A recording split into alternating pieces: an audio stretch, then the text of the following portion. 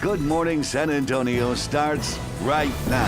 Health officials are warning about a possible fourth wave of COVID-19. I'm ABC's Elizabeth Schulze. The details coming up. Well, after a mostly cloudy, cool, and somewhat rainy weekend, we'll see what is on tap for this week of April coming up right here. Good morning, everybody. It is Monday. It is April 5th. I am aware of where I live and what season it is, I promise. Yeah, it's okay. It'll be warmer later.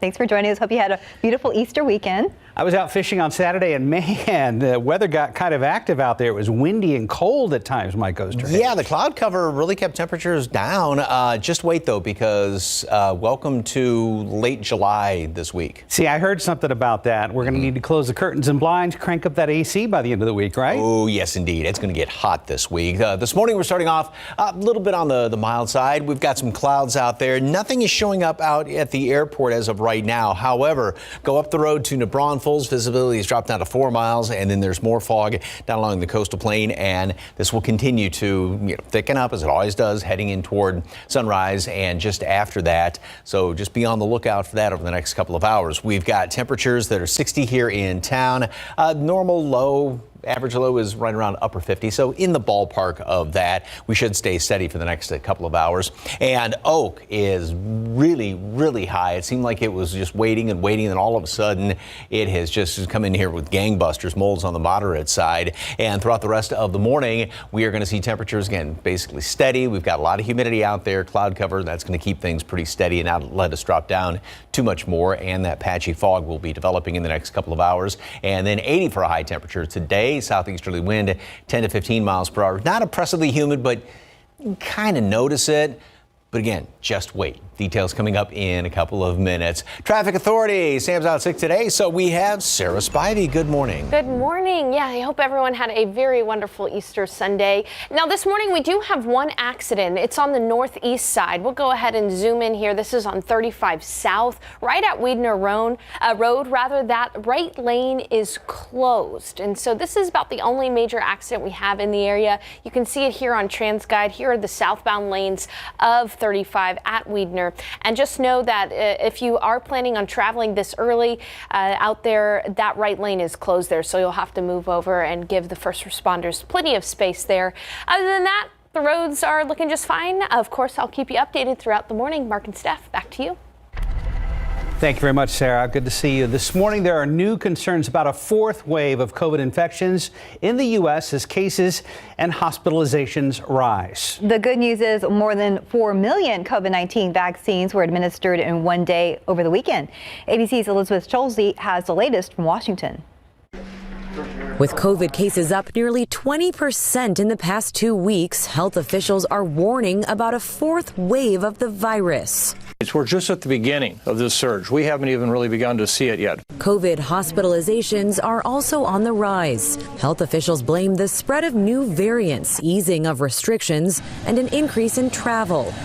Ahead of the Easter holiday weekend, nearly 1.6 million passengers passed through TSA checkpoints Friday, a record during the pandemic.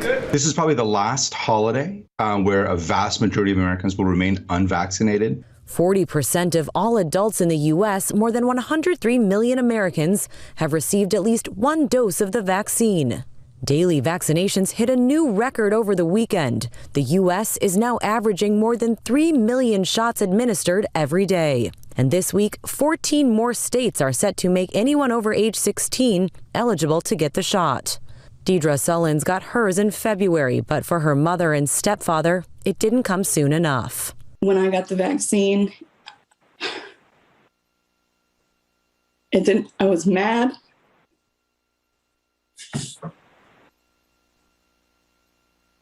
I was sad. I have lost my parents to this. I just couldn't help but think if they could have just held out. Now, the CDC says fully vaccinated Americans can travel with low risk, but they're still discouraging against non-essential travel. They're also discouraging Americans not to gather into big groups if everyone isn't fully vaccinated. Elizabeth Schulze, ABC News, Washington. In your morning headlines today, investigators will continue to look for a motive behind the latest deadly breach of the Capitol's perimeter. Capitol Police Officer Billy Evans, an 18-year veteran of the force, was killed Friday when a man rammed his car into a barrier outside the Senate side of the building. The driver, identified as 25-year-old Noah Green, was shot and killed after he ran his car into Evans and another officer. He then got out and lunged at police with a knife. Investigators are now focused on Noah Green's mental health as they work to identify any motive for the attack. President Joe Biden's son Hunter Biden says he is certain he'll be cleared of any wrongdoing. The investigation into his business dealings. In an interview with CBS News, he said he's fully cooperating with the Justice Department's investigation into his business dealings with China. The probe are reportedly examining multiple financial issues. That includes whether Hunter and his associates violated tax and money laundering laws in business dealings in foreign countries. During the interview, Biden also defended taking a position on the board of Burisma Holdings. That's the Ukrainian energy company that played a role in former President Trump's first impeachment. Hunter says he doesn't believe he made a mistake taking a spot on the board. Consumer advocates warn that the Supreme Court ruling could lead to everyone receiving more annoying robocalls and text messages. The High Court has ruled in favor of Facebook, which was sued for repeatedly texting a Montana man. The man says he didn't even have a Facebook account. The court decided Facebook's system did not use an auto dialer as prohibited in the Telephone Consumer Protection Act. That means that robocallers can now use the same newer technology that Facebook has to make more unsolicited calls and texts to consumers. Consumer advocates are now calling on Congress to take action to close the loophole revealed by the court's action. Oh, please do. Close that loophole as soon as possible. Yes. I don't know anybody out there, do you, that would be saying, please, more robocalls. Keep them coming, right? No. 436, we are at 60 degrees. And your San Antonio Spurs will be in town one more time before hitting the road once again this week. We're going to take a look at the schedule. That's just ahead. And women's NCAA basketball has a brand new champion this morning. A recap of last night's fantastic game at the Alamo Dome. And taking a look outside with live cam. Again, we're about 60 degrees right now. Enjoy this mild weather because it's going to heat up later on. We're going to check in with Mike for all the details.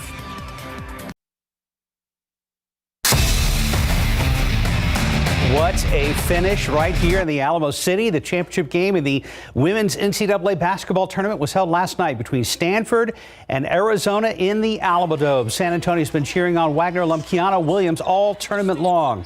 First quarter, Williams with the three ball. That's a 10-0 run for Stanford. They led 16-8 after one. Second quarter, here come the Wildcats. Shayna Pellington gets the steal and the layup. Arizona up 21-20. Stanford responds on an 11-0 run to take back the lead. Stanford only leads by 3, 43-40 going the fourth. Ari McDonald was big for Arizona late. She would make it a one-point game late thanks to free throws. All Stanford had to do is get a shot off to build on the one-point lead and use some of that clock, but it doesn't happen. Arizona gets one last chance for the lead and the win with 6 seconds left, but McDonald's is triple teamed and cannot get a good shot off. Stanford wins the national championship for the first time since 1992, and as for Kiana, it happened right here in her hometown. Congratulations. Final score decided by 1 point. Arizona loses 53-54, as the national championship game should be. A very close game, a great effort by all who played and made it this far.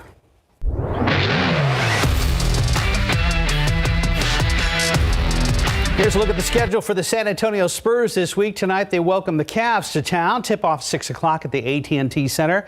Wednesday, the team travels to Denver to take on the Nuggets starting at 8. Silver and Black stay in the Mile High City for a Friday rematch. And then on Sunday, the Spurs will be in Dallas to take on the Mavericks. Good luck, guys. Yes, go Spurs go. Time now is 4:41 and about 60 degrees right now. Still ahead, once homeless himself, how a local man has dedicated his life to helping those who are less fortunate.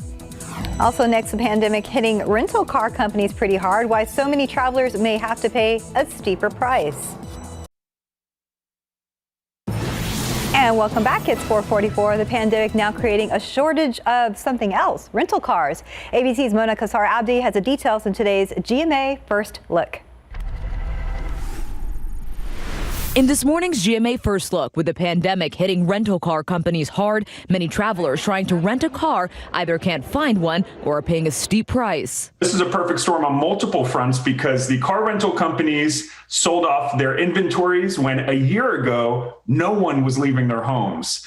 And now that demand is coming back, they simply just can't get cars quick enough. With tourists racing to Hawaii, some rental cars are reportedly going up to $1,000 a day. Airports across the country seeing massive lines for cars. This was a scene in Phoenix in March. We're seeing in general a 30% increase in car rental rates. And in some markets like Hawaii and Florida, we're seeing up to 300% increases. Coming up at 7 a.m., we'll tell you how airlines are coping with the pressure of millions of travelers as we near the summer. For your GMA First Look, I'm Mona Kosar-Abdi, ABC News, New York.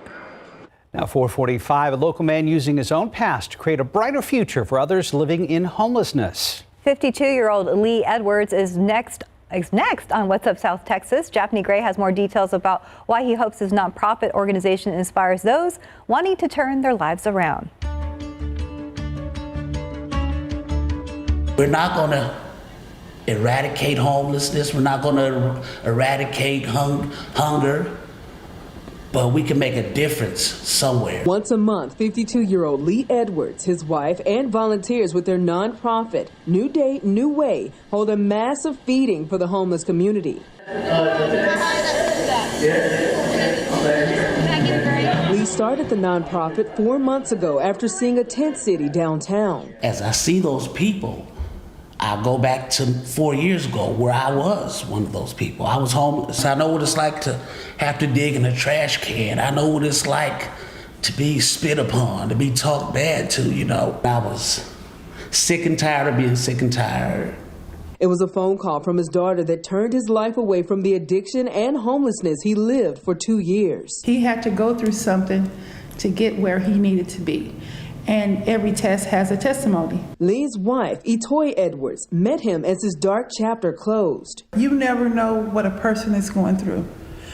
You don't know that person's story, how they got there. But you always have to remember everyone is a paycheck away from being homeless. She's overwhelmed with joy seeing his purpose as they feed and serve those in need. They provide hot plates, clothes, toiletries, and even a live band so those in the homeless community can be stress-free for a day. My husband has been where you're at, but he can show you where you can go. Lee is now a homeowner with a great job. He says he feels blessed that he can now pay it forward to others physically, mentally, and spiritually. Maybe one day to spark something in someone else to want to do something different. The meal is a byproduct of what my main focus is. For somebody to get one day clean or one day sober. We're trying to change mindsets. We're trying to change attitudes. We're trying to change feelings. For What's Up South Texas, I'm Japhanie Gray.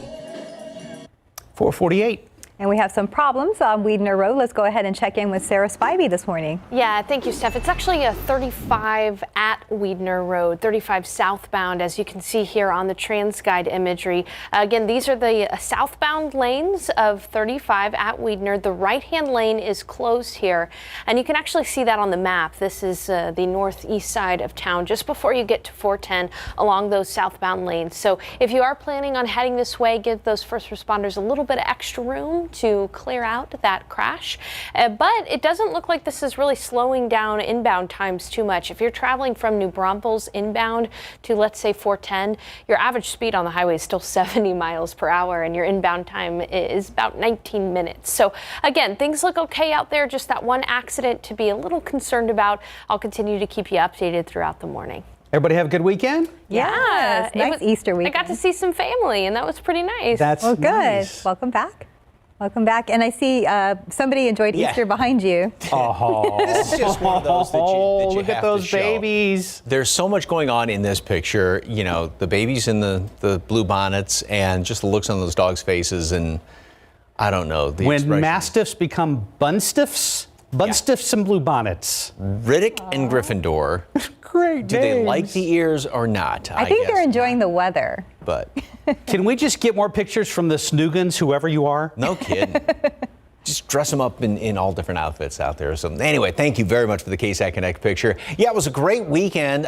We had temperatures that were pleasant. The humidity was there, but we didn't have a whole lot of sunshine, just to kind of beat down. A little bit of rain scattered about. Obviously, it was more or less just kind of nuisance rain. Didn't really do a lot. I don't think a little free lawn watering. Now, this morning we are starting off with some fog. New Braunfels has a little bit. Some is showing up in Pleasanton. Beeville, 4 miles visibility, 5 Victoria. So not anything too thick right now, but it is going to continue to be an issue throughout the next couple of hours. We've got these dew points that are just flirting right around 60 degrees. Of course, that's the number. When you get above 60 for a dew point temperature, you really start to feel the humidity. So, again, you're on the verge of it. Lotus 60 right now. 59 at Bernie Stage, and these numbers are going to continue to kind of go up over the next couple of days. Now, usually you have a little bit higher humidity in the morning. It drops slightly in the afternoon, which is going to be the case today. Get enough out there to kind of notice it. Then it really starts to come in here tomorrow morning, so we'll probably be dealing with some more fog and mist around the area tomorrow morning. We will keep that humidity around. There is some drier air, a dry line, as the name implies, that's going to be sort of flirting with the area once we get into the middle part of the week. It does look like that dry line is going to try and scooch through here by Wednesday afternoon. Dry air, of course, doesn't hold the heat in as well, but it heats up very easily. So what that means is we are going to see temperatures just skyrocket Wednesday and especially Thursday with some of this drier air in place. A couple of sprinkly showers maybe in the mornings, tomorrow morning, with some of the fog around there, a little sprinkle or two. There's really nothing, unfortunately, going on the rest of the week. Again, a few morning sprinkles with the morning humidity around here. And then we go into the latter part of the week, and I'm not completely sold on this yet, but some computer models do have a couple of clouds around here, or excuse me, a couple of showers and or a thunderstorm or two, maybe late in the day on Friday. Going to have to kind of wait and see on that one, though. Like I said, not completely sold on that yet. 72 degrees today at noon, partly cloudy skies, and then we are going to see high temperature up to 80, so just a little bit above normal by a degree or two. Again, not too bad today, milder than what we had over the weekend with partly cloudy skies. A lot of clouds tomorrow, more sunshine in the afternoon. We're going to be getting into that trend as well. 85 tomorrow, 90 on Wednesday, 95 on Thursday. So that's here in town, which means in the Rio Grande Valley to the south and southwest, we're probably going to be looking at some triple-digit readings potentially by, Thursday and Friday. We'll get that drier air for Thursday, so it's going to be comfortable, big span in temperatures. Then the humidity is going to come back in here. I was kind of hoping we wouldn't go there, but we're getting further along in the season. So already in April. Yeah. But 95 degrees is about 15, 16, 17 degrees above normal. So it's wet. I mean, this is July weather that we're looking at. Okay, we'll power on through. I hope this isn't foreshadowing for the summer to come, my friend. Thank you, Mike. 4:52 on your Monday morning. And still ahead, a famous character returns to the hit drama Law & Order, plus a pair of Hollywood monsters continue their reign at the box office.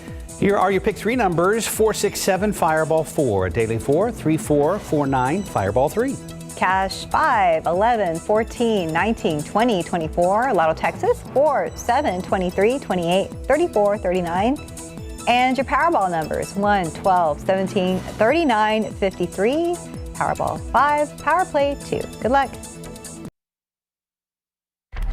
2 monsters continue to reign at the box office, and all Mariah Carey wanted was a COVID-19 vaccine, and she got one. For the latest on what's happening in Hollywood, here's ABC's Christopher Watson. We need Kong. The world needs him. Sure looks that way. Godzilla vs. Kong blew the roof off the box office, pulling enough people back into theaters to earn a pandemic record $32.2 million domestically Friday through Sunday, $48.5 million total since its Wednesday opening. Add in overseas earnings, where it's already set a pandemic earnings record, and Godzilla vs. Kong's grossed a monster-sized $285 million worldwide. Yeah. Mariah Carey just got her first COVID-19 vaccine. That's her from a video of the moment she posted to her Instagram, along with a plea for everyone to follow her example. Encouraging you guys to do it when you can. You walked away? A lot of people were waiting for that Stabler and Benson reunion. Christopher Maloney's return to Law & Order SVU last week after 10 years away doubled the ratings for the long-running crime drama. And Grammy winner Pharrell Williams is 48 Monday. And that's what's happening in Hollywood. I'm Christopher Watson, ABC News. 3 minutes till. And still ahead on GMSA, investigators continue to work to identify any motive for the latest deadly breach at the U.S. Capitol building. Plus, if you use Facebook, and a good portion of us do, your personal information, including your phone number, can now be on a website used by hackers. Details ahead in your morning Tech Bites. Live from KSAT 12. Good Morning San Antonio starts right now. A shooting just north of downtown sends a man to the hospital in critical condition. Details on suspects just ahead. Plus, why the latest deadly breach of the Capitol's perimeter could delay the gradual reopenings of the building's grounds to the public. Your air conditioner is about to get a workout this week. Above normal temperatures headed this way. Mike Ostrage will tell us how hot it's about to get. Good morning, everybody. It is Monday. It's April 5th? Yes, it is. 5th. Happy Monday. Happy after Easter. Hope it was a great weekend. The weather was nice. It was weird weather this weekend. It was weird, but nice. Yeah, not too bad. Not too rainy. She said. Not too hot. Right. But it will cold. get hot. Yeah, it was kind of that, a dampish, cool in the mornings, a lot of clouds out that kept the sun at bay. And yeah, overall it wasn't really too bad. Had a little bit of rain here and there, maybe a little bit of free lawn watering for some folks. We're at 60 right now. A lot of clouds and a lot of humidity. You can see 90% humidity is because the dew point is at 57. So very close to that actual air temperature. And with that very high humidity, we are seeing some fog trying to form up around the area. We gained 20 throughout the day today, mid 70s right around noon or so, and then 80 to top things off, which is about what you'd expect this time of year, maybe a degree or two above that. The aquifer went up 0.2 of a foot yesterday, and the allergens, if you've been sneezing and sniffling, it's probably due to that top number. Oak, very high, highest so far this season, 12,000 plus, and we're just getting into the real heart of the oak season. As far as fog, there's a little bit that's been showing up I-35. And as soon as I say that, the graphic makes a liar out of me. There's 4 miles visibility, and now it's back up to 10 right there in New Braunfels. 7 in Pleasanton, and then a little bit of fog off to the east. Now, Beeville has dropped down. It was at 4 miles just about 15, 20 minutes ago. Now it's dropped down to 3/4 of a mile. So that's going to be the kind of the back and forth that we see all morning in the fog. Again, will get thicker and maybe a little more widespread as we approach sunrise. So patchy fog, mild temperatures about normal, maybe a light little jacket, especially with this kind of dampish cool out there. And then partly cloudy, 80 today. Tomorrow it is going to be warmer, so it's going to get every day. We'll get 4, 5, 6 degrees warmer than the previous day. Breezy, especially throughout the day later on tonight and tomorrow, and more humid tomorrow as well. Then we get really, really hot the rest of the week. We're looking at mid and some upper 90s around here, maybe some triple digits, although we will see, at least temporarily, a break in the humidity. Details coming up in just a couple of minutes. Traffic authorities, Sarah Spivey's in for Sam this morning. What's going on? Hey, some good news, Mike. We've actually been able to see that accident on southbound lanes of I-35 at Weidner clear. And so everything is smooth sailing right now out there along 35. Now, just something to keep in mind is that over the next about hour or so, traffic is generally going to be light anyway. And the reason for that is, of course, not too many people are out. But we do have indications of one accident, however, on the northbound lanes of 1604, right before you get to 151. There are indications that there is an accident out there on the west side of town. So if you are traveling along that 151 and 1604 interchange at the moment, just know that you'll run across that accident on the northbound lanes of 1604. Other than that, though, inbound times look great from New Braunfels along 35. We're at a minute to drive, rather. And then along I-10 from Bernie, about a 24-minute drive. So just that accident on the west side to look out for. Other than that, things are smooth sailing, Mark and Steph. Thank you, Sarah. New this morning, San Antonio police say a man is in pretty bad shape following a shooting just north of the downtown area. It happened around 11:30 last night in the 300 block of San Pedro, just north of I-35. Police say a 50-year-old man and 2 women got into a fight in a parking lot. And during the fight, Police say one of the women shot the man. Police say the two women then ran away but were later picked up by officers. The man was taken to the hospital in critical condition. New details this morning about the man police say rammed his car into a barricade at the U.S. Capitol Friday, killing a police officer. His family says he suffered from depression and repeated head trauma from years of playing football. But overnight, we also learned about his activity on social media. ABC's Elizabeth Schulze has the details. This morning, new details about the man accused of ramming into a barricade at the U.S. Capitol Friday, killing one officer and injuring another. Sources tell ABC News investigators are focusing on Facebook posts by the suspect Noah Green and his apparent obsession with the Nation of Islam leader Louis Farrakhan. On March 17th, Green posted, "I encourage everyone to study Revelations, study the signs of end times, study who the beast is." Green's family told the Washington Post he was not a terrorist, but suffered from depression and potential mental illness. Investigators say Green drove his car into a security checkpoint, killing Capitol Police Officer Billy Evans, an 18-year veteran and father of two. Billy died a hero's death, and it wasn't something he was looking for, and we certainly would much rather have him with us. The attack comes less than 3 months after the January 6th riot that left 5 people dead, including another Capitol police officer. This morning, the Capitol Police Union says morale is rapidly approaching crisis levels, and it's warning of a mass exodus. Writing in a statement, "In the next 3 to 5 years, we have another 500 officers who will be eligible to retire.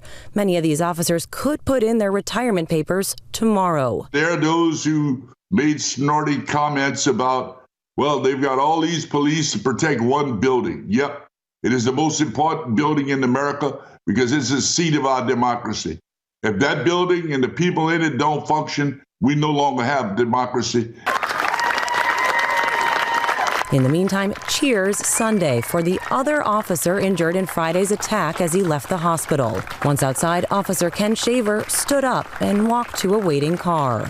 The suspect, Noah Green, died after he was shot by officers. Sources say he recently tried to change his name to Noah Zahim Muhammad, but he failed to show up for a court hearing. Elizabeth Schulze, ABC News, Washington. Well, after a one-year shutdown because of the pandemic today, in-person court hearings in Bexar County will finally be allowed again. As the pandemic began to spread a year ago, virtual hearings via Zoom soon became the only way courtroom business was conducted.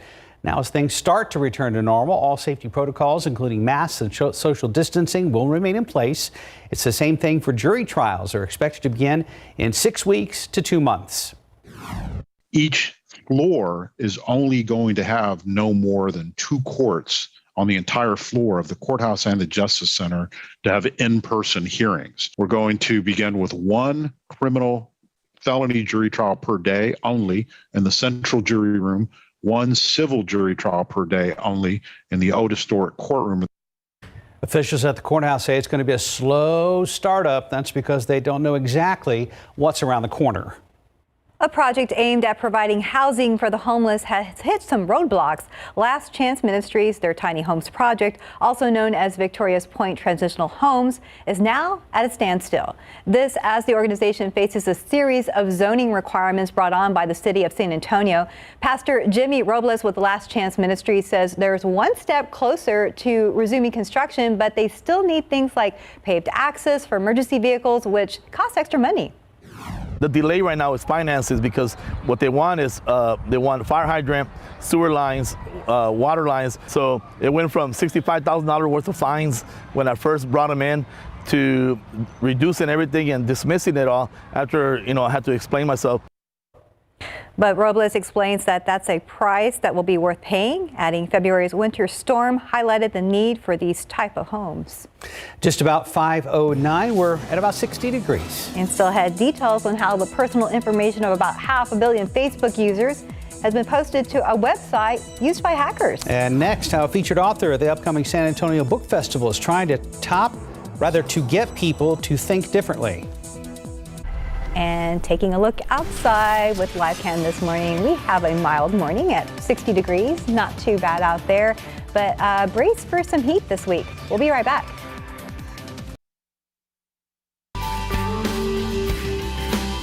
Good morning, welcome back. 12 minutes past the hour. Community is a term that is constantly evolving. And with the growing population of the Latinos in the United States, a new generation is defining for themselves what it means to be Latino and American.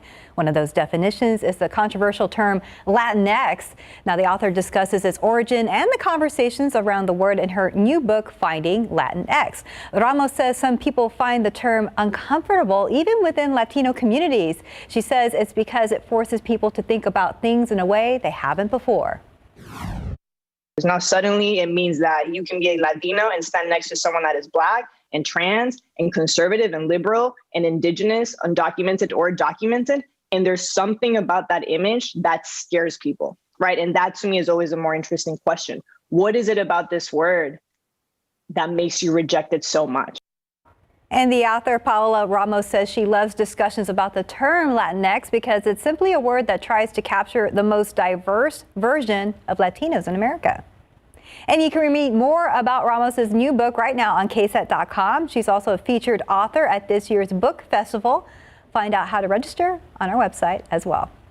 Kristen Hanna was one of the authors we featured last week, and I happened to notice in the paper yesterday her book is like #2 on the New York Times bestseller list. Oh, congrats. No kidding. That's I mean, it's a big deal. Their book's doing very well. Good. 5:13 on your Monday morning. And still ahead, more details on that Facebook security breach that has left user information, including phone numbers, vulnerable to hackers. Plus, we'll tell you how much this vintage Super Mario Brothers from 1986 just sold for at auction.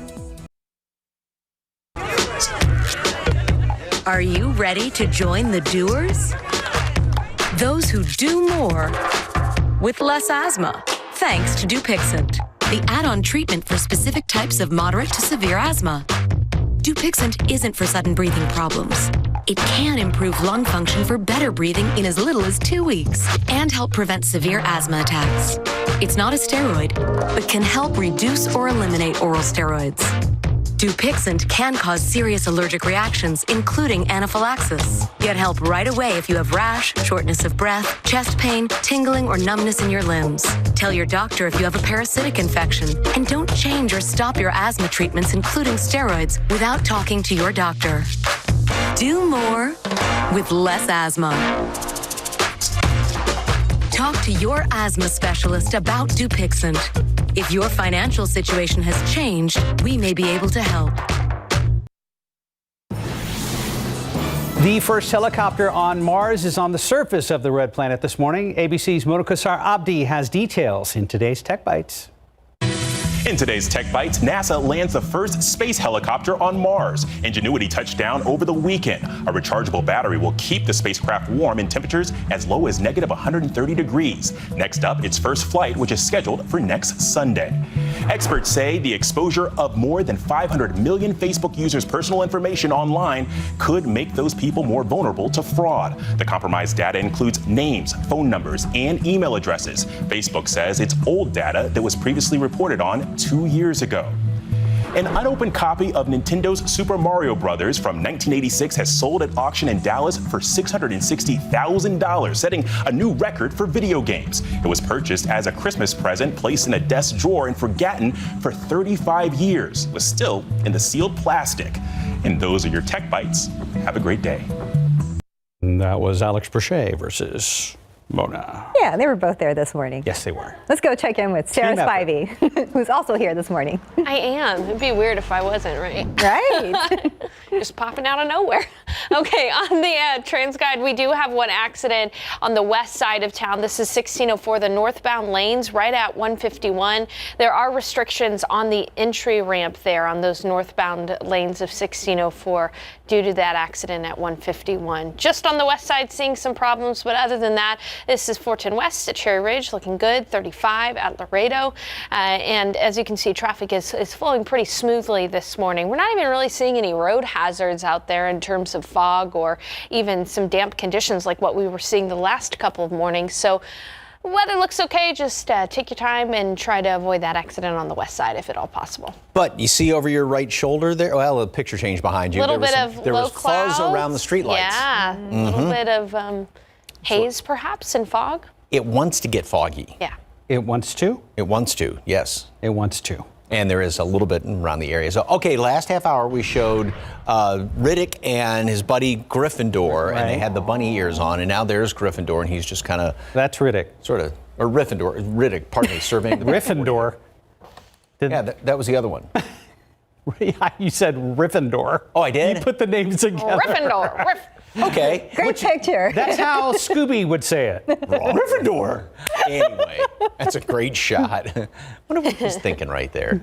He's probably thinking, don't mispronounce my name. Anyway, thank you again for the KSAT Connect picture. All right, the Oak count, 12,000. Yesterday's reading, very, very high. And yeah, it seems like, and Sarah and I were just talking about this, that it took a while for the Oak to finally come out. A lot of that may have been due, and a lot of folks speculated due to the cold snap that we had there for a while, but it is coming out. I got all the little things all over the yard now, as well as the leaves. So hopefully it's going to be on the decline sooner than later, but we got to kind of sniffle and sneeze through it for the while. Now, we do have a little bit of a fuzz out there on the live cam right now. Pleasanton has dropped down to 5 miles. New Braunfels still at 10 miles visibility, but there is some fog being detected off to the east there. And Victoria, Beeville, a little bit of fog. That's actually improved ever so slightly. College Station is down to just a quarter mile. So again, we will deal with some fog over the next couple of hours. High temperature yesterday, 76 degrees, 81 Pleasanton.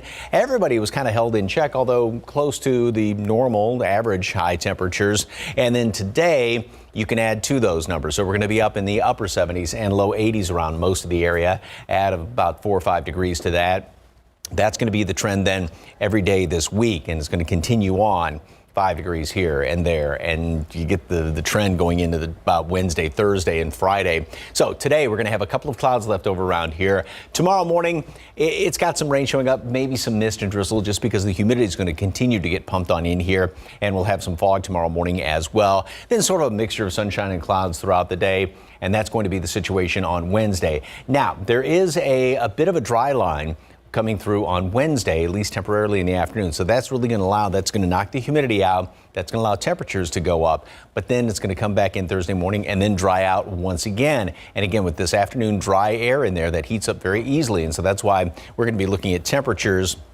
They're going to be getting up into the mid and probably even some upper 90s, maybe some triple digits along the Rio Grande Valley off to the west and to the southwest. That's going to be Thursday and into Friday. 72 degrees today at noon, partly cloudy skies, and then high temperature getting up to 80. So again, not anything too extreme. Humidity's not going to hit you in the face, but you'll sort of notice it, and it's definitely going to be noticeable the next couple of days. Humidity is going to be coming up tomorrow. Some fog, maybe some mist in the morning. It's going to be breezy throughout the day as well. 90 on Wednesday, 95 Thursday and Friday. And especially Thursday, that could be a little bit on the shy side, that 95. We're going to be seeing some upper 90s and maybe even triple digits, because that very dry air, we're starting off in the low 60s, getting up to 90, huge swing in temperatures. Yeah, really hot. Didn't we agree we need to find the sunshade for the windshield, the visor? Oh, yeah. I was thinking about that yesterday. Yeah, we need to dig those out this week. Well, I actually found mine when it got a little hot earlier, and I put it away, but now we'll have to look for it again. We need it for it again. Okay, thank you, Mike. Right now, we are at 5:23. And coming up next in your morning spotlight, we take a look at which of your favorite shows won multiple honors at the Screen Actors Guild Awards. 5:25, the 27th Annual Screen Actors Guild Awards was a pre-recorded, all-virtual affair. CNN's David Daniel has the highlights. And the actor goes to Jason Bateman, Ozark. Accepting his second SAG award for the drama series, Jason Bateman thanked his castmates, crew, and the biggest thank yous go to the healthcare workers that have tended to us all during this last year, and the miracle work from the scientists that have given us the vaccines. The Crown. Olivia Colman, accepting the Drama Series Ensemble Award for The Crown, sounded a similar call for the UK. So we'd all like to say thank you to our wonderful National Health Service during this very peculiar year. Gillian Anderson also won for her work on The Crown, as did Jason Sudeikis for Ted Lasso and Catherine O'Hara for Schitt's Creek, which also received Best Comedy Series Ensemble. Man, you can't make a film without an incredible group of people that come together. On the film side, Daniel Kaluuya won supporting male actor honors for Judas and the Black Messiah, and the female supporting actor nominees appeared thrilled when Yoo Jung-yoon won for Minari. Oh, I don't know how to describe my feelings. I've been recognized by Westerners. Viola Davis, Ma Rainey's Black Bottom.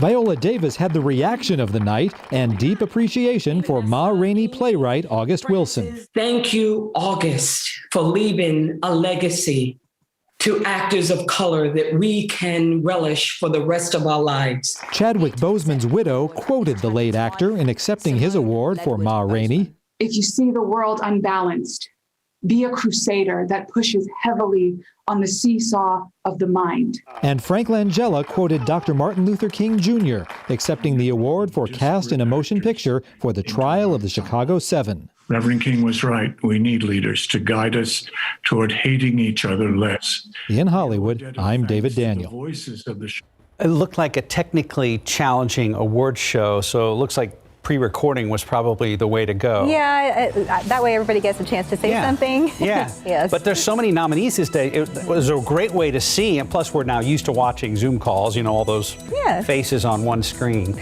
Cool, a lot of fun. Congratulations to all the winners. 28 minutes past the hour, 60 degrees. And still ahead on GMSA, details on a warning by a renowned epidemiologist about a COVID-19 variant first spotted in the UK that can affect children more easily.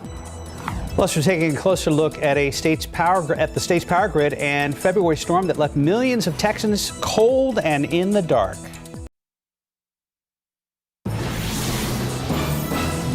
And welcome back. It's 5:31. It is Monday, April 5th. Thanks for joining us today. Hope you had an awesome Easter weekend. Let's get the work week going. And we have some usually warm temperatures headed our way. When could we experience that, Mike? And how long is this heat going to stick around? Well, the above normal temperatures, once they get here, are really, now it's not going to be the highest level, but they're still going to be sticking around even into next weekend. We will see temperatures about 5 degrees above normal. But wait till you see the forecast for Wednesday, Thursday, and Friday.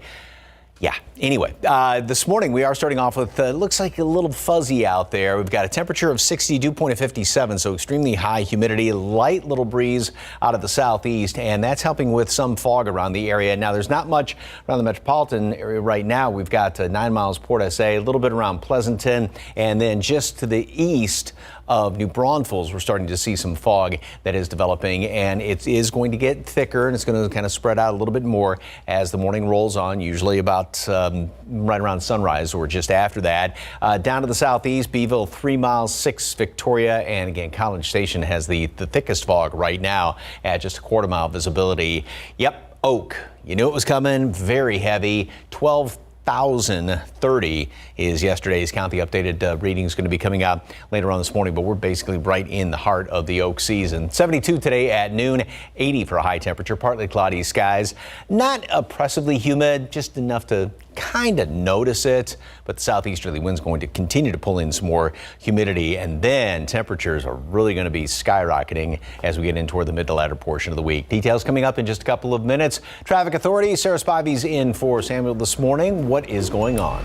Well, Mike, we do have one accident that we're seeing here. This is 90 at southbound. These are, at 36th Street. This is the eastbound lanes of Highway 90, and you can see that here on the west side of town, just west of downtown on those eastbound lanes of 90, just right before you get to JBSA, right after you get past JBSA Lackland. So again, it does look like we're seeing at least some lanes closed there, perhaps the right-hand lanes on 90 eastbound, just past 36th Street. Of course, I'll continue to monitor that accident, but other than that, the roads look okay right now. As far as inbound times, we've got about 25 minutes from New Braunfels along 35. I'll keep you informed on the road conditions in this accident on 90 eastbound throughout the morning. Mark and Stephanie. Thank you, Sarah. San Antonio police are trying to find out what caused 2 cars to collide in the middle of a busy north side intersection. One driver suffered what appeared to be serious injuries in that crash at the Thousand Oaks and Jones Mossberger. Our Katrina Weber is there live, and it looks like the scene is just about to clear now, Katrina. Yeah, just within the last 30 seconds, the tow truck hauled off what was left of the second vehicle. The first one already towed off. You can see police here still just trying to get the debris off the street so that they can open up the remainder of this intersection. This happened before 3 o'clock this morning. I want to show you the video. Both cars had some very serious damage. One of the drivers suffering an injury that appeared to be serious, according to police. They say that the two cars somehow collided in the middle of this intersection, Thousand Oaks and Jones-Maltzberger. The driver of the white car is the one who suffered the serious injuries, and police say that the other driver was able to help him out of the car because he was unconscious at the time. That other driver pulling him out of his wrecked vehicle. The other car with the driver that assisted also had some other people in it, but police say none of them suffered any injuries, just the driver in that white car, unconscious, the last word that police had as he was rushed to the hospital. Reporting live on the north side, Katrina Weber, KSAT 12 News. A game changer. That's how one health expert describes one of the COVID-19 variants that's showing up in parts of the country right now. And as CNN's Brett Conway reports, he says it's enough to make him reevaluate his own advice on sending kids back to school. And please understand, this B117 variant is a brand new ballgame. B117 is the COVID-19 variant first identified in the UK. And epidemiologist Michael Osterholm is making the rounds to talk about one of the challenges of this variant. It infects kids very readily. Unlike the previous strains of the virus, we didn't see children under 8th grade get infected often, or they were not frequently very ill. They didn't transmit to the rest of the community. But he says now that's changed, pointing to Minnesota, where more than 740 schools have had cases of the UK variant, and to Michigan, where more and more young people are being hospitalized as cases rise. It's something medical experts in other countries called attention to nearly 2 months ago, when the British Medical Journal said there was, quote, emerging evidence from Israel and Italy that more young children are being infected with new variants of COVID-19. And now that it's happening here, Osterholm is questioning his own recommendation to send kids back for in-person learning. These kids now are really major challenges in terms of how they transmit.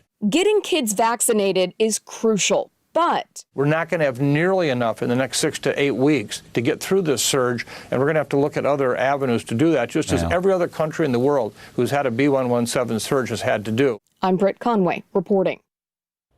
Today, the trial of former Minneapolis police officer and George Floyd's death is expected to turn towards the officer's training.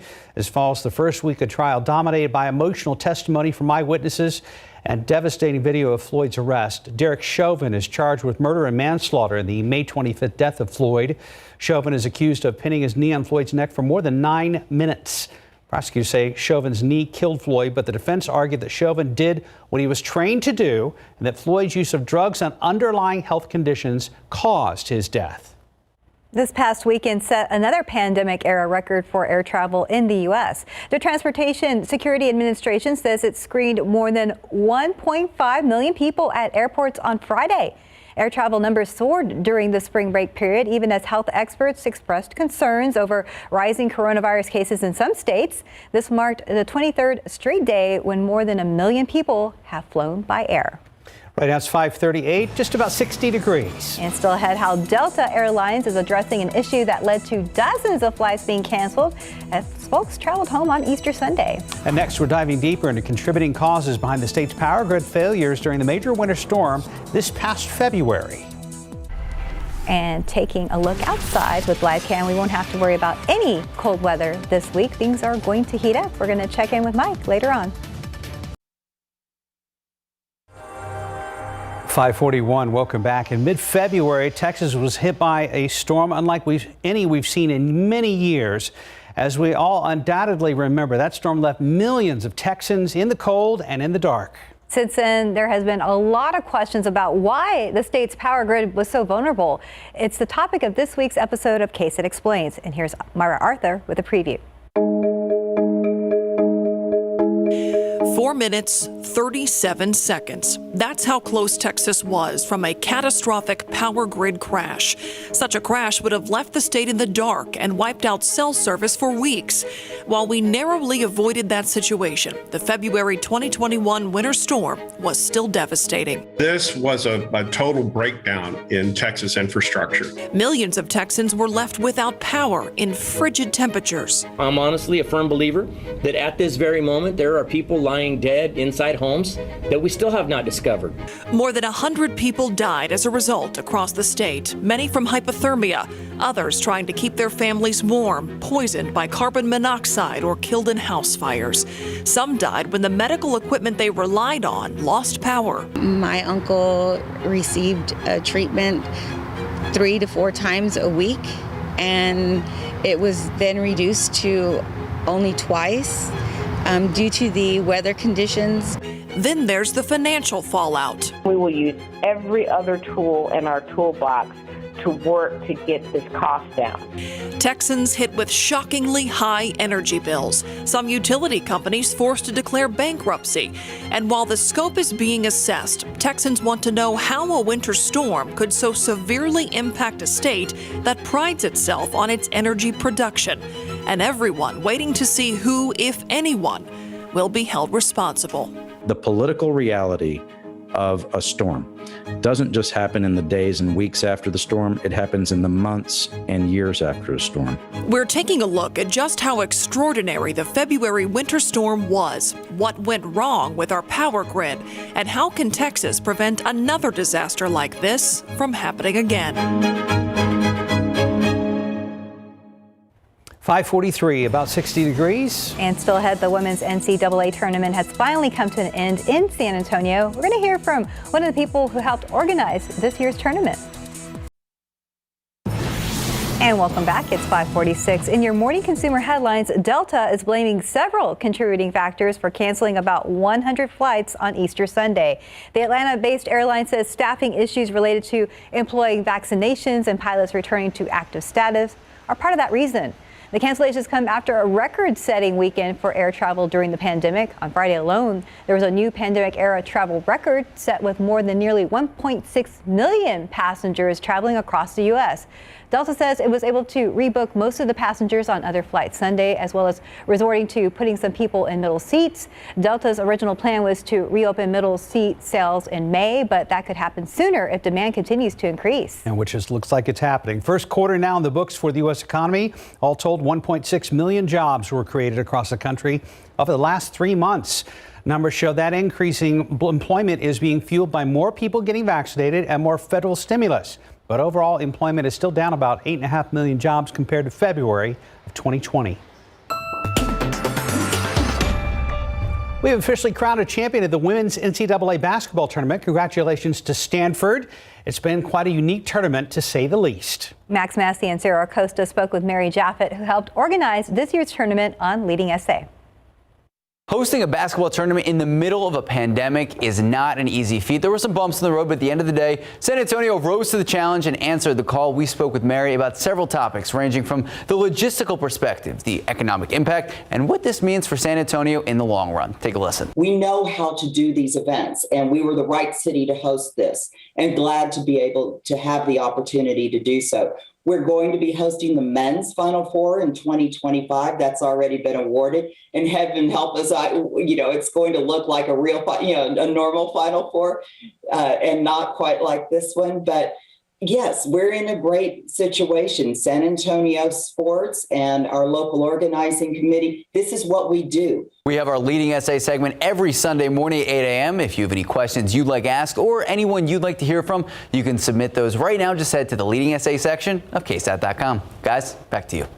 5:48. Let's go ahead and check in with our Sarah Spivey. I saw some activity on I-10. Actually, the activity is on 37 South at 151. There is another accident at 151. This one is on 37, the northbound lanes at 410. So maybe that's what you were seeing there, Steph. But we're seeing... Thankfully, traffic is fine in that area. However, there was a rolled over vehicle on 90 East at General McMullen. Now, The good news is about that one is it does look like it has cleared. Nope, it just happened again. Sorry, this is I-10 at Wurzbach. That's what Stephanie there was seeing. We just didn't have that on the map. So I'm sorry, Stephanie, you were absolutely right. This is I-10 at Wurzbach.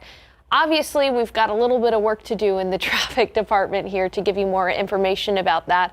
I'll continue to look at those maps and send some more information your way so you can get to your location on time. But if you are traveling along I-10 at Wurzbach, just use a little bit of caution there. All right. Thank you very much, Sarah.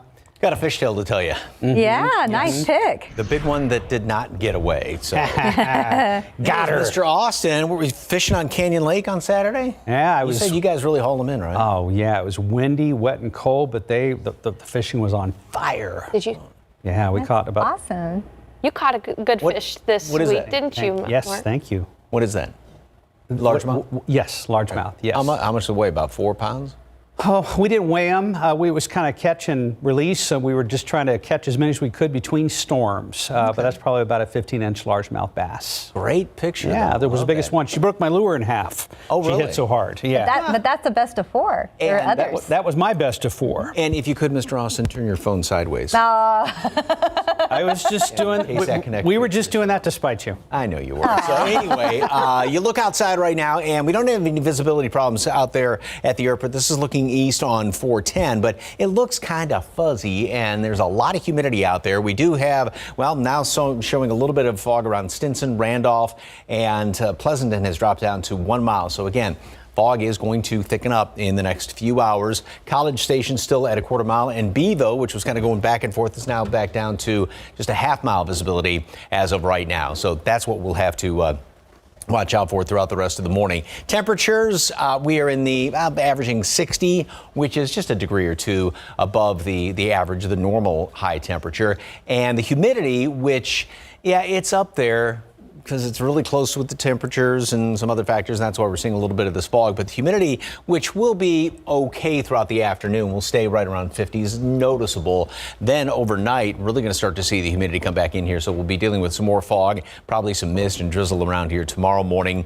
And notice the drier air out there to the west, and this is where the computer models, how we always talk about, sometimes some models agree here, some models disagree on what's going to be going on here. This is one of the latest computer model runs on this graphic, and it has no dry line coming on through. Now, earlier this morning, there were some showing that we had some dry air coming in Wednesday afternoon as well as on Thursday, but some of the later models, and this has been kind of going back and forth the next couple of days. So this is what we're sort of dealing with here as far as whether we see any drop in the humidity. But again, this model doesn't have a drop in the humidity coming in here by Wednesday and Thursday, which would have a little bit of an impact on temperatures and also what it feels like outside, too, if we keep this humidity sticking around here. 72 today at noon, partly cloudy skies. High temperature up to 80, which is in the neighborhood of where you would expect it to be for the first few days of April. And tomorrow we get up to 85. A lot of humidity. It's going to be breezy in the afternoon,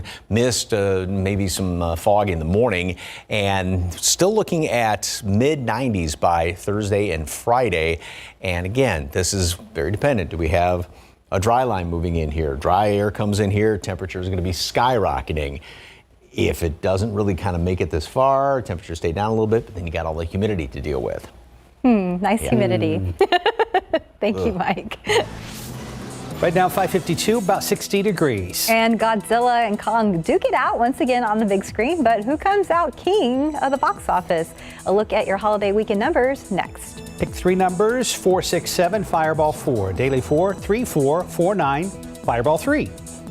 Cash 5, 11, 14, 19, 20, 24. Lotto Texas 4, 7, 23, 28, 34, 39.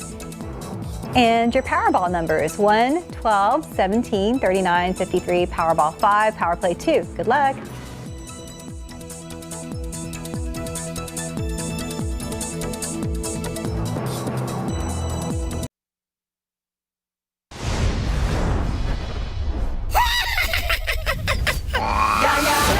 Tom and Jerry fell to 5th place with $1.4 million as it closed in on a domestic total of $40 million. 6 years of searching. Please let this be it. Just over $2 million put Raya and the Last Dragon in 4th place. There's a long dormant piece of me that so very badly wants out. Bob Odenkirk and Nobody went from 1st to 3rd place on ticket sales of $3.1 million. She's here. The religion-themed horror movie The Unholy debuted in 2nd place, taking in $3.2 million. We need Kong. A massive debut for Godzilla vs. Kong. The giant monster matchup dominated the weekend, earning $32.2 million from Friday through Sunday and $48.5 million since it opened on Wednesday. By far the biggest opening since the pandemic began. In Hollywood, I'm David Daniel. Paola Ramos is one of the authors being featured at this year's San Antonio Book Festival. Still ahead on GMSA today, we'll learn more about her book on being Latinx in the United States. And checking trends guide, Sarah Spivey's over at the Traffic Lab, keeping an eye on things for us. As we head into the 6 o'clock hour, your top stories and another look at a hot forecast for South Texas coming up right here on GMSA. Thanks for starting your day with us. We will be right back. Grab a fresh cup of coffee, and we'll join you in a few minutes.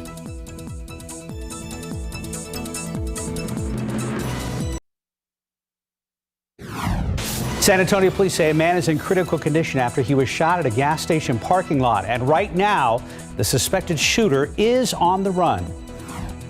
And taking a look outside with Live Cam this morning, we are at 61 degrees. It's nice now, but it's going to heat up, so watch out.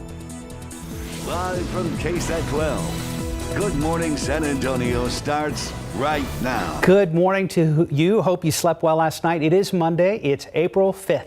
Thanks for joining us this morning. I hope you had a great Easter. And if you enjoyed the cooler temperatures this past weekend, that's good because it's going to be different this week. We're headed the other direction in a big way. Mike Osterhage is here, and there could be some parts of the Lone Star State that see 100 degrees by the end of the week. If everything kind of goes as it looks right now down along the Rio Grande Valley, I mean, we're going to be looking at upper 90s and close to triple-digit readings by probably Thursday. So, wow. Yeah. It's only April, so we're looking at July temperatures already. All right, outside you can see there's a little bit of the camera may be kind of out of focus, but a little bit of fuzz around some of the streetlights because of all the humidity out there. Randolph has dropped down to 5 miles visibility right now. 6 Stinson, same thing New Braunfels, 4 at Pleasanton, and more fog off. Well, Austin has now dropped down to a half mile. Same thing at Beeville. So again, we continue to see fog thicken up in places over the next couple of hours, and that's going to be the situation through sunrise and probably even going in through the end of the morning commute. Oak is sky high on the very high side, 12,000 plus on yesterday's reading. The updated pollen count is going to be coming out just after 7 o'clock this morning, and temperatures pretty much stay steady throughout the next couple of hours. A lot of clouds, obviously some fog this morning. We'll see a little bit of sunshine as the morning rolls on. Still plenty of clouds hanging around here. 72 at noon, and then we're going to be topping off later on up to 80. Humidity is going to be okay. I mean, you'll notice it, but not oppressively humid, although that southeasterly breeze is going to continue to pull in the humidity, so it's really going to be high tomorrow morning, and that's going to continue to go up. And then we see those hot temperatures coming on in here. We'll get all the details in just a couple of minutes. Hitting the roads right now, traffic authorities. Sam's out 6. Sarah Spivey is at the wheel. Hey guys, good morning to you. Yeah, earlier Stephanie was talking about an incident on I-10 that was near Wurzbach, but that has since cleared, which is some good news. Meanwhile, we do have an accident on the southeast side of town.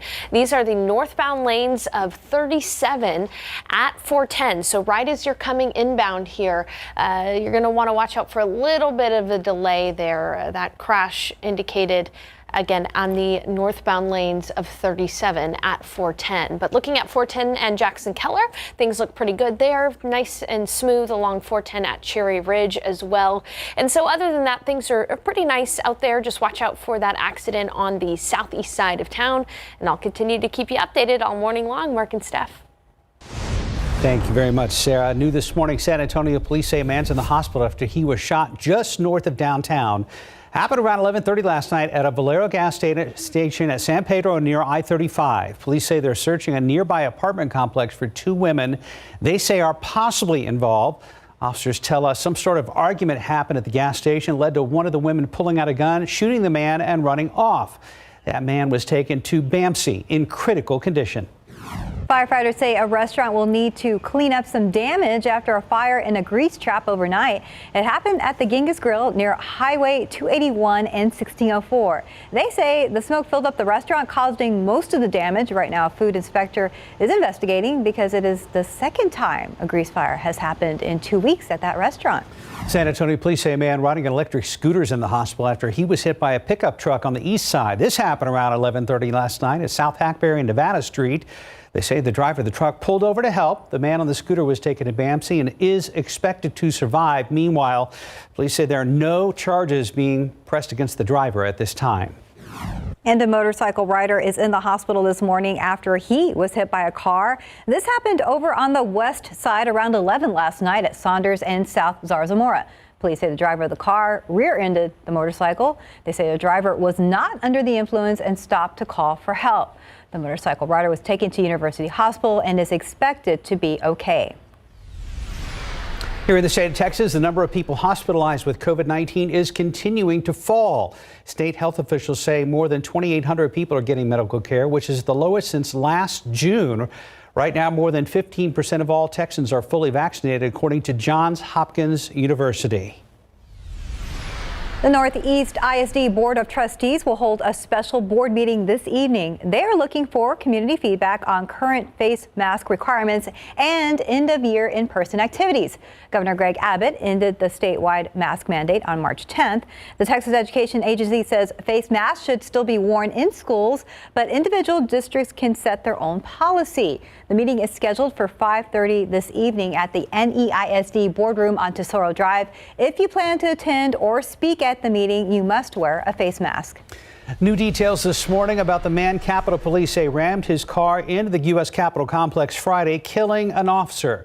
His family says he suffered from depression and repeated head trauma from years of playing football. But overnight, we also learned about his activity on social media. ABC's Elizabeth Schulze has the details. This morning, new details about the man accused of ramming into a barricade at the U.S. Capitol Friday, killing one officer and injuring another. Sources tell ABC News investigators are focusing on Facebook posts by the suspect Noah Green and his apparent obsession with the Nation of Islam leader Louis Farrakhan. On March 17th, Green posted, "I encourage everyone to study Revelations, study the signs of end times, study who the beast is." Green's family told the Washington Post he was not a terrorist, but suffered from depression and potential mental illness. Investigators say Green drove his car into a security checkpoint, killing Capitol Police Officer Billy Evans, an 18-year veteran and father of two. Billy died a hero's death, and it wasn't something he was looking for, and we certainly would much rather have him with us. The attack comes less than 3 months after the January 6th riot that left 5 people dead, including another Capitol Police officer. This morning, the Capitol Police Union says morale is rapidly approaching crisis levels, and it's warning of a mass exodus. Writing in a statement, "In the next 3 to 5 years, we have another 500 officers who will be eligible to retire. Many of these officers could put in their retirement papers tomorrow." There are those who made snorty comments about, well, they've got all these police to protect one building. Yep, it is the most important building in America because it's the seat of our democracy. If that building and the people in it don't function, we no longer have democracy.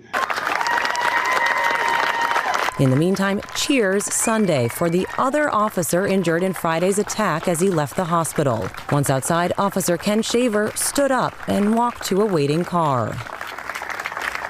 The suspect, Noah Green, died after he was shot by officers. Sources say he recently tried to change his name to Noah Zahim Muhammad, but he failed to show up for a court hearing. Elizabeth Schulze, ABC News, Washington. 6:07, about 60 degrees. And there is a new champion in women's college basketball. We're going to see how Stanford was able to celebrate San Antonio style. Congratulations. We are raising our voice in a way that other generations couldn't. And that to me speaks to like this whole redefinition of what it means to be American, that like I can get to say whatever the hell it means in a way that my parents couldn't. Paola Ramos, one of the authors featured at this year's San Antonio Book Festival. We'll learn more about her book, Being a Latinx in the United States. And taking a look outside with live cam, it's actually 61 degrees right now. Enjoy it. Things are going to warm up this week. We'll be right back.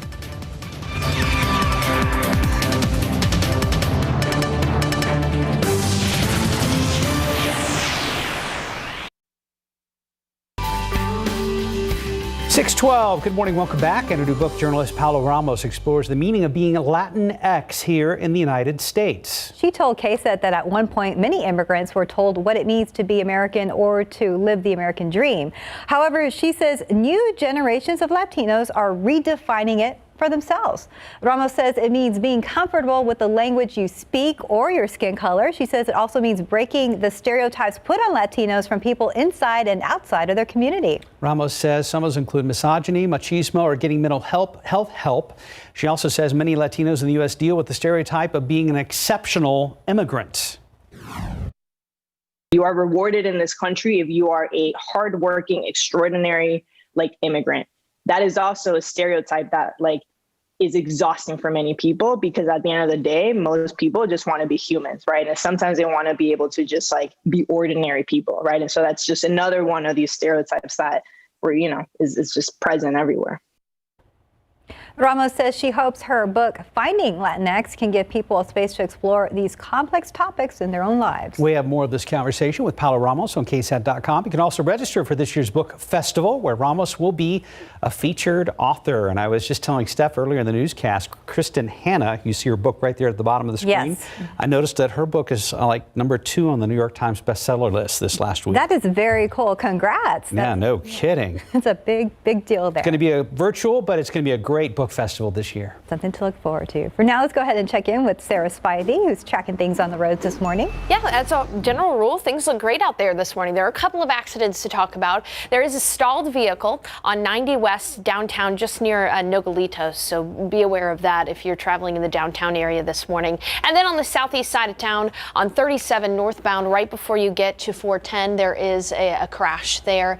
Not causing too much of a delay in traffic, as you can see on TransGuide. This is 35 at Laredo. One thing I am noticing, however, is that there are areas of haze around the street lamps, and so you might run into some fog, especially on the low-lying areas and valleys around San Antonio. But again, the roads and the road conditions look okay. That's 35 at Wiedner. Traffic picking up there a little bit as people head out for the morning commute. I'll have updates for you throughout the morning, but yeah, there's a little bit of haze out there for sure.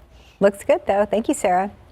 Time to roll that bus stop, Mike Osterhage. Yes, bus. indeed. Roll the bus, not the bus stop. The bus to the bus stop. As the wheels on the bus go round and round. Anyway, yeah, and if you are driving a bus or a car, whatever, you run into some fog, again, low beams, that's the thing, because otherwise the high beams are just going to reflect off all that moisture and you won't be able to see anything.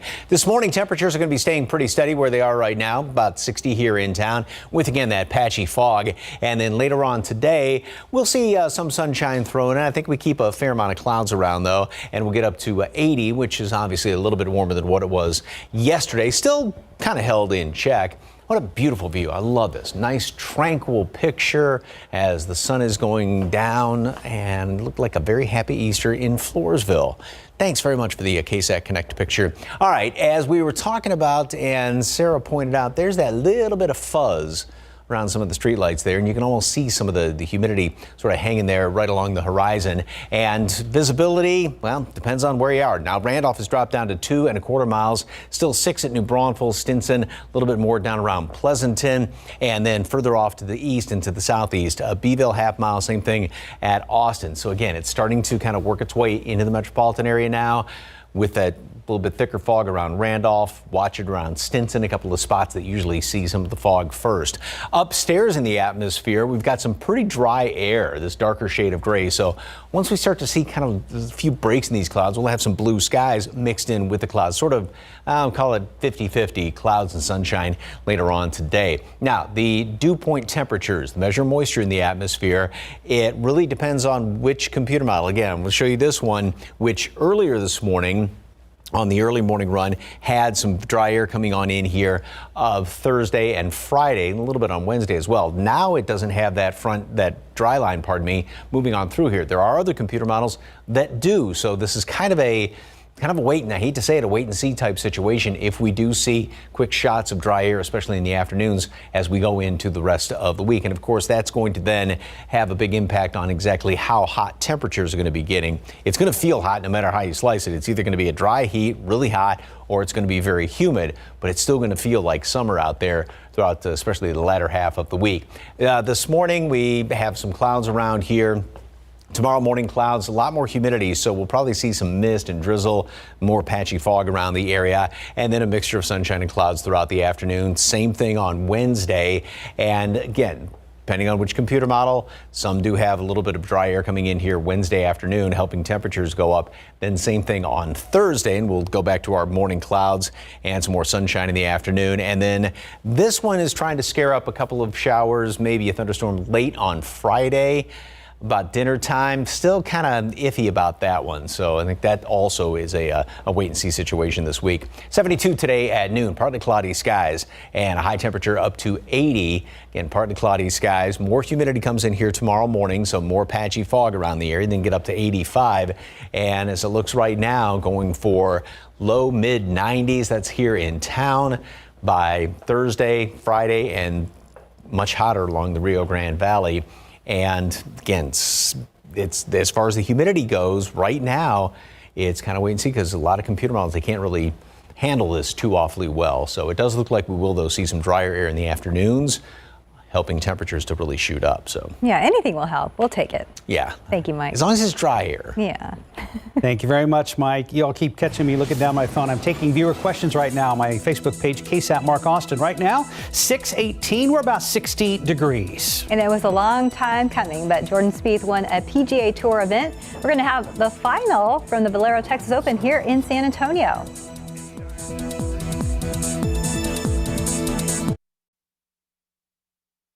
I tried a laxative that's both gentle and fast. Great tasting Dulcolax soft chews works naturally with the water in your body in as little as 30 minutes. Puts you comfortably in control. Dulcolax soft chews. Come on. Yes! Hey, Ava, how's my bracket looking? I'm trying to find a nicer word for dumpster fire. You're not Ava. Yeah, this is Gary. I invested in Invesco QQQ, the fund that invests in the innovations of the NASDAQ 100, like this artificially intelligent home system. You don't have to be an AI voice architect to help dictate the future. Any other questions? Yes. When will you be leaving? Become an agent of innovation with Invesco QQQ.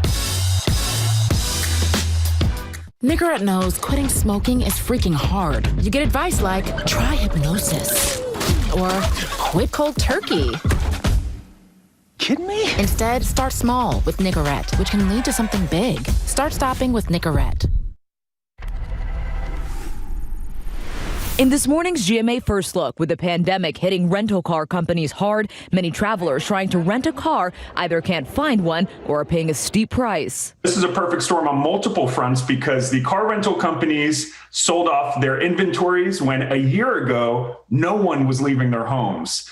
And now that demand is coming back, they simply just can't get cars quick enough. With tourists racing to Hawaii, some rental cars are reportedly going up to $1,000 a day. Airports across the country seeing massive lines for cars. This was a scene in Phoenix in March. We're seeing in general a 30% increase in car rental rates. And in some markets like Hawaii and Florida, we're seeing up to 300% increases. Coming up at 7 a.m., we'll tell you how airlines are coping with the pressure of millions of travelers as we near the summer. For your GMA First Look, I'm Monaco Sarabdi, ABC News, New York.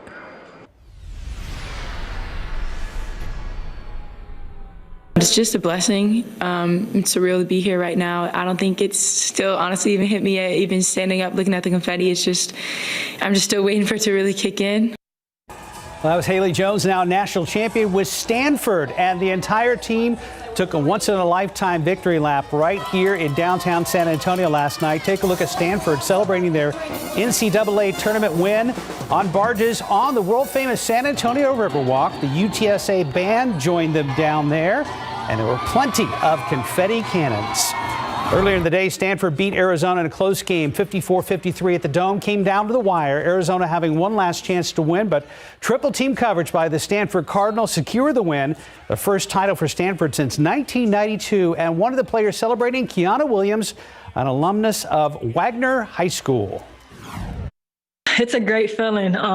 Just looking back on the season, everything that we've been through, it just feels like it was worth it. To win this for Tara in the same year that she's become the all-time winningest coach, it just means everything. And to win it in my hometown, that means a lot. I know my teammates wanted this as bad as I did, my senior year in my hometown. So just everything just lined up, and I just feel like it was already written. And to win it on Easter Sunday, that's just God. Congratulations. Well, in the men's tournament, the championship game is actually tonight up in Indianapolis. Baylor is playing Gonzaga in a clash of the Titans. Since November of 2019, Baylor has lost only 5 games, and Gonzaga has only lost 2, none of which happened this season. Tip-off for the national championship, 8:20 tonight. If you missed the game, you can catch highlights tomorrow morning right here on GMSA. To the pros now. Spurs and back in action tonight. They take on the Cavaliers at 6 this evening at the AT&T Center. It's the last game of that 9-game homestand in which the Spurs have only won 2 games. To golf now. It's been a long 3.5 years for Jordan Spieth, but the Texas native has finally won a PGA Tour event right here in San Antonio at the Valero Texas Open. Spieth tied atop the leaderboard entering Sunday's final round. He played a great round to close it out. With a 2-stroke lead going to the final hole, Spieth sinks the par and wins in his home state, shooting .270 overall. Congratulations to Jordan Spieth, who now heads off to a little tournament called the Masters. Yeah, just a little tournament. A little win. Congrats. A great win for Jordan, though. Definitely. Time now is 6:25 and about 60 degrees right now. Next half hour, we'll take a look at the likelihood of a 4th wave of COVID infections. Comes as vaccination efforts hit record highs here in the U.S. And taking a look outside with TransGuide this morning, things flowing smoothly. That was I-35 in Laredo and I-35 at Division there. We're going to check in with Sarah Spivey later on for the latest. We'll be right back.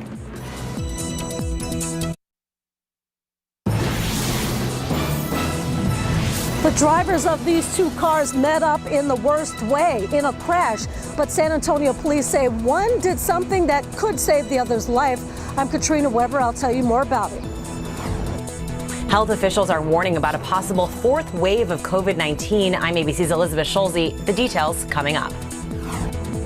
We had jacket weather off and on all weekend, but Mike says you'll be reaching for the air conditioner switch in just a matter of days. Good morning to you. It is Monday, April 5th. Thanks for joining us this morning. Hope you had a beautiful weekend and enjoyed the cooler weather for at least a little bit, because it's going to warm up. It's about to get steamy around here. Mike Oster just here with more on what could be. Are we talking potentially record heat at all, Mike Oster? In some places it'll be close to it. So it was interesting. Even yesterday, going out for late breakfast brunch, the temperatures weren't that cold, but when you have all that moisture, it's that sort of damp chill, and so you do need a jacket. Now, as far as any sort of a chill, no, that's not going to be in the vernacular for the next couple of days, because temperatures are going to be getting very, very hot, and we'll have plenty of humidity. There is some humidity out there right now, and you can see the kind of fuzz around some of the street lights out there and some of the headlights. 61 degrees and dew points at 58. So these 2 numbers are running neck and neck. A little bit of a breeze out there, some other factors. That's why we have some fog. And Randolph has now dropped to a half-mile visibility. So this fog will probably continue to creep to the west a little bit. Port SA at 8 miles, 4 Pleasanton, 6 Stinson, and New Braunfels, and then more fog to the east and southeast. Austin's also at a half-mile visibility, so we need to watch it, especially eastern half of our viewing area throughout the rest of the morning, and it will get thicker at times. Oak, if you didn't see the numbers, sky high, 12,000 plus, highest reading so far this season. And we'll have patchy fog, kind of mild, but maybe even a little bit of a light jacket in places. And then partly cloudy up to 80 later on today. So almost what you'd expect this time of year. And then warmer, breezy, more humid tomorrow. The rest of the week, we are going to get very, very hot. We're looking at some mid and even some upper 90s around many locations, especially off to the west and southwest. And there should be at least a couple of afternoons, Wednesday afternoon, Thursday, a bit of a break in the humidity, but it won't last all that long. All the details coming up in just a couple of minutes. Traffic Authority, Sarah Spivey's in for Sam. What's going on? Well, Mike, as you were mentioning, there are some areas of haze and even some light fog in some places. You can see that through some of the street lamps. This is TransGuide. This is 35 at Weedner Road as traffic is starting to pick up. Now, as a general rule, things are flowing pretty smoothly around the city. However, we do have one accident on the southeast side. This is 37 north, right at 410.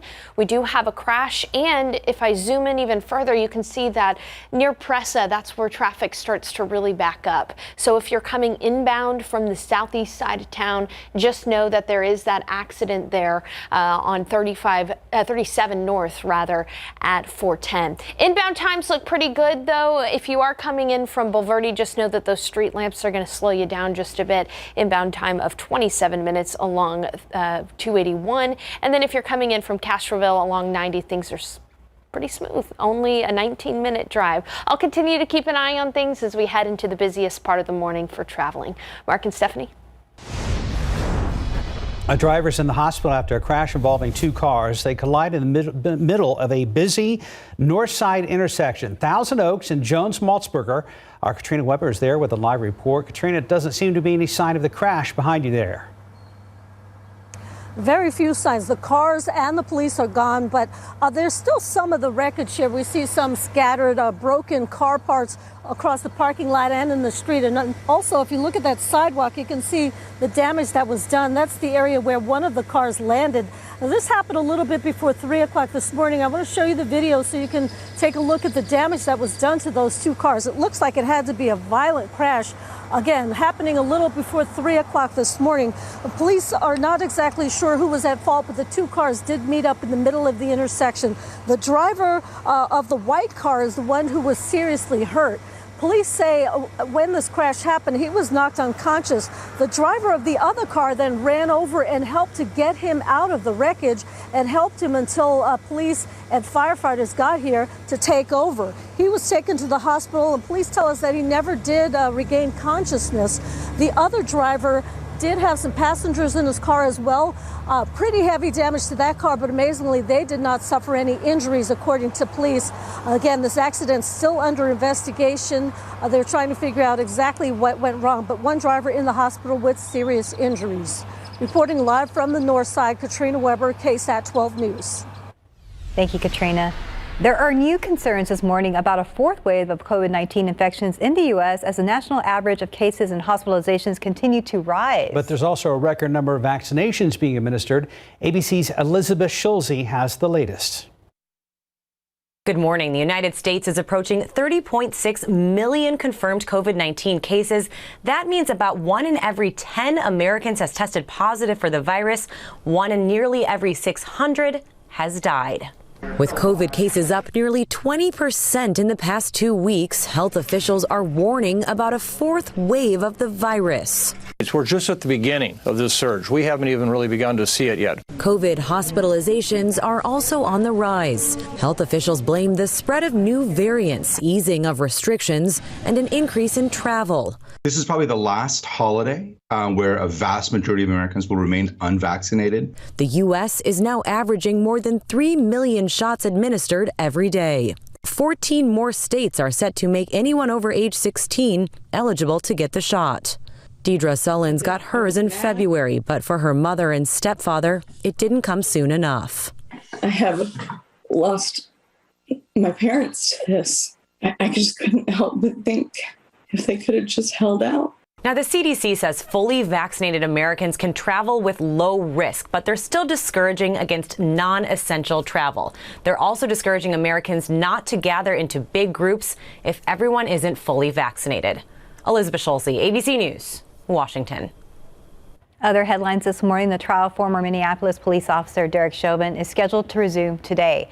Prosecutors are expected to focus on Chauvin's training as to whether he followed proper police protocol. Chauvin is facing murder and manslaughter charges for the death of George Floyd.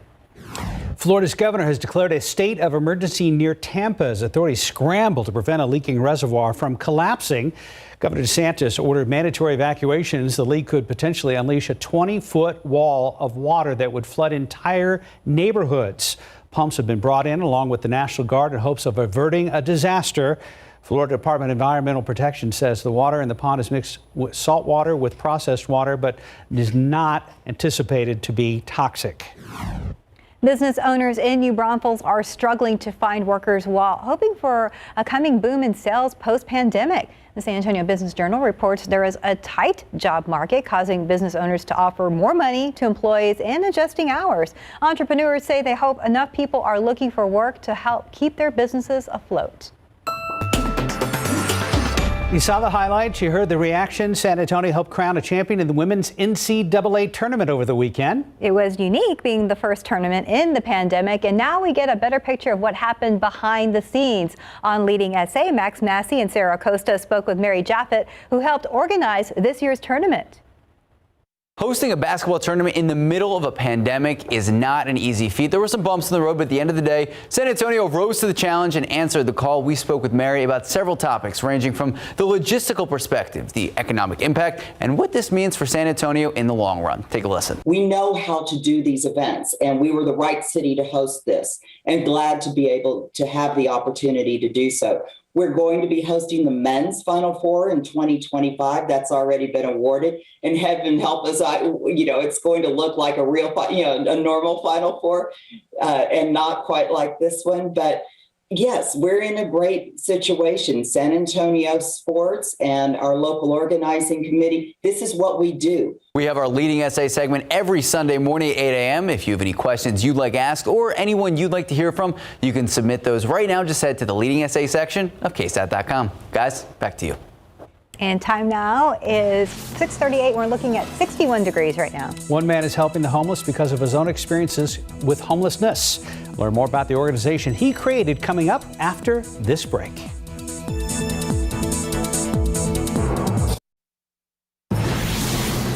And welcome back. It's about 6:42 now. Trending on KSAT.com, a project to build tiny homes for the homeless is running into bureaucratic issues.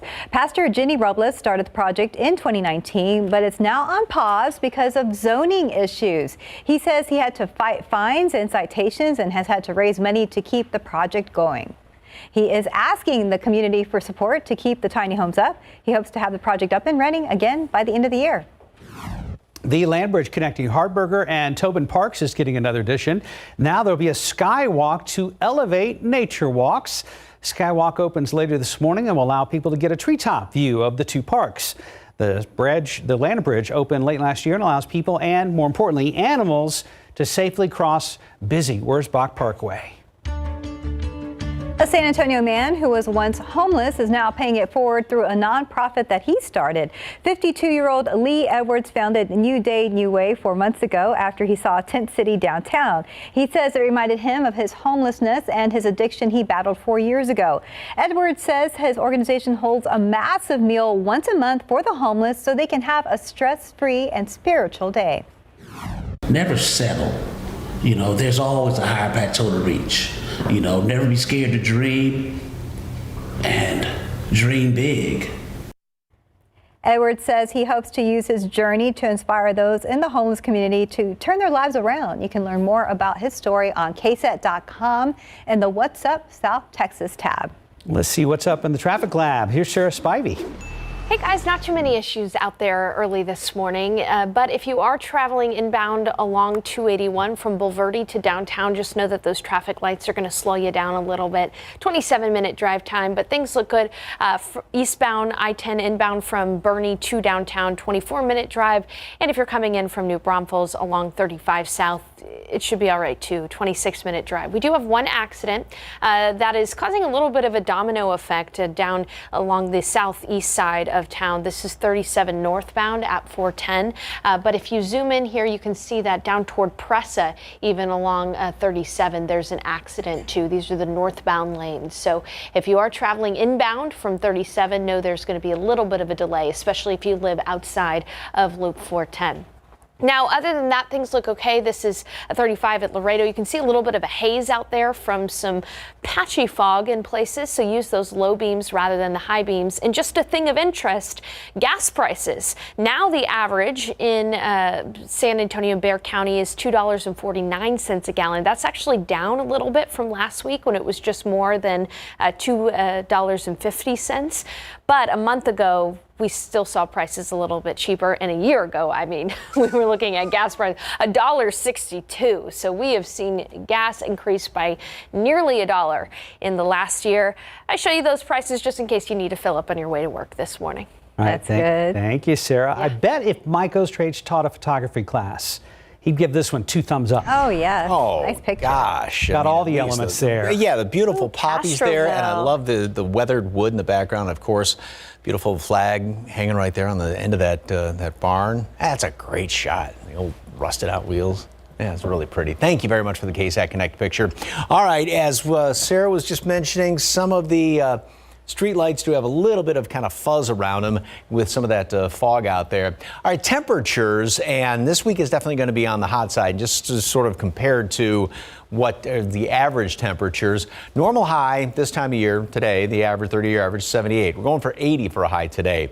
Tomorrow 85. That's the average or the normal high right around about a month from now, the 1st of February.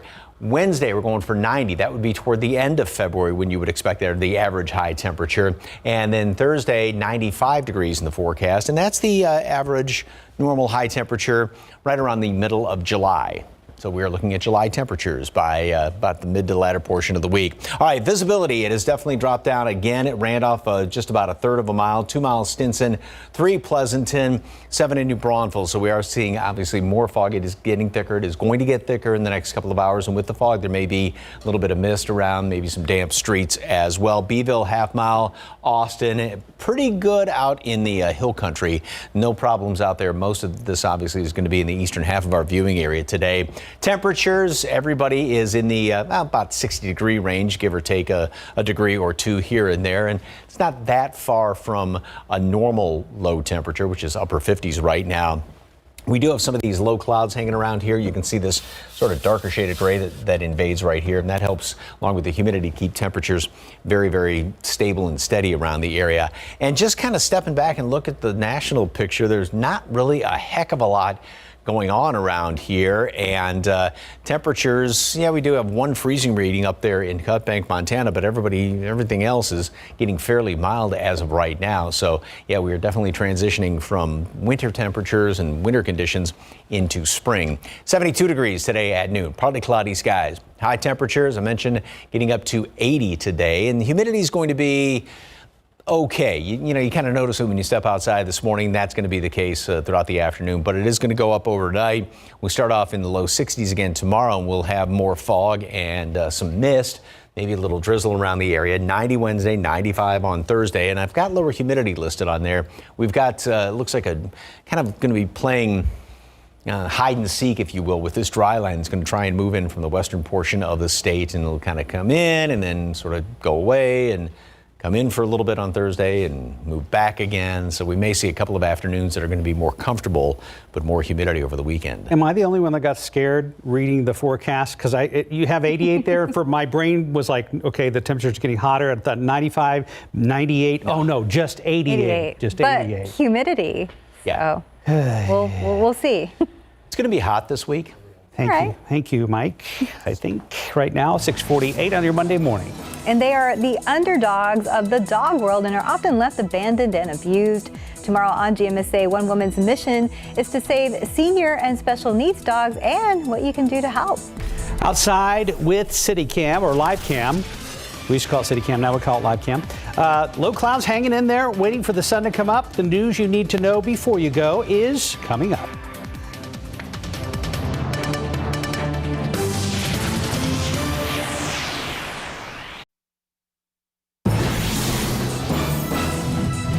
And please understand, this B117 variant is a brand new ballgame. B117 is the COVID-19 variant first identified in the UK. And epidemiologist Michael Osterholm is making the rounds to talk about one of the challenges of this variant. It infects kids very readily. Unlike the previous strains of the virus, we didn't see children under 8th grade get infected often, or they were not frequently very ill. They didn't transmit to the rest of the community. But he says now that's changed, pointing to Minnesota, where more than 740 schools have had cases of the UK variant, and to Michigan, where more and more young people are being hospitalized as cases rise. It's something medical experts in other countries called attention to nearly 2 months ago, when the British Medical Journal said there was, quote, emerging evidence from Israel and Italy that more young children are being infected with new variants of COVID-19. And now that it's happening here, Osterholm is questioning his own recommendation to send kids back for in-person learning. These kids now are really major challenges in terms of how they transmit. Getting kids vaccinated is crucial, but we're not going to have nearly enough in the next 6 to 8 weeks to get through this surge, and we're going to have to look at other avenues to do that, just as every other country in the world who's had a B117 surge has had to do. I'm Britt Conway reporting.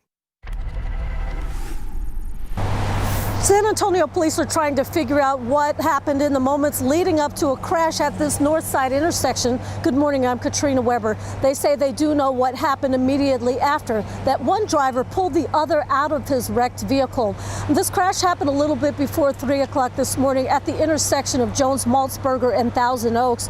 Police are still not sure exactly what went wrong, but they say that after the crash, one of the drivers in a white car was knocked unconscious. They say the other driver got out of his wrecked car and pulled that man out of his vehicle until help arrived.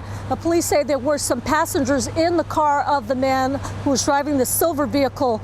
No one in that car was hurt, but the man in the white car was in serious condition as he was rushed to a hospital. Reporting from the north side, Katrina Weber, KSAT 12 News. San Antonio police say a man's in the hospital after he was shot just north of downtown. Happened around 11:30 last night at a Valero gas station at San Pedro and I-35. Police say they're searching a nearby apartment complex for 2 women who are possibly involved. Some sort of argument happened at the gas station. That led to one woman pulling out a gun, shooting the man, and running off. The victim was taken to BAMC in critical condition. Firefighters say a restaurant will need to clean up some damage after a fire in a grease trap overnight. It happened at the Genghis Grill near Highway 281 and 1604. They say the smoke filled up the restaurant, causing most of the damage. Right now, a food inspector is investigating because this is the second time a grease fire has happened in 2 weeks at that restaurant. It's now 5 minutes till 7 on your busy Monday morning. Let's go ahead and check in with Sarah Spivey. And right on cue, we're starting to see some accidents as people head out for the morning. One at Crossroads on I-10 West, so you'll want to watch out for that. But this one especially on the southeast side. This is 37 northbound, right at about Salado Creek. That's where we have a pretty big accident, and you can actually see it on the TransGuide imagery just how far backed up this is on 37. Again, the northbound inbound lanes of 37. As you can see, traffic is backed up by quite a bit, more than a mile now at this point. So I'll continue to keep you updated on those accidents throughout the morning. Watch out for some fog around here. We've been seeing it thicken up in the past couple of hours. Nothing really in this view. No sun either. Just a third of a mile Randolph, 1 mile Stinson. That's dropped down. A little bit around the airport is now being reported. This is going to thicken up in the next couple of hours and basically in the eastern half of our viewing area. Temperatures are kind of on the mild side. We're going to make it up to 80 later on today, sort of a mixture of sunshine and clouds. And again, watch for fog this morning. If you want to take the heat out of the forecast, we're cool with them. Yeah, you can change it. I wish I could. Have a great day, guys. We'll see you back here at 9.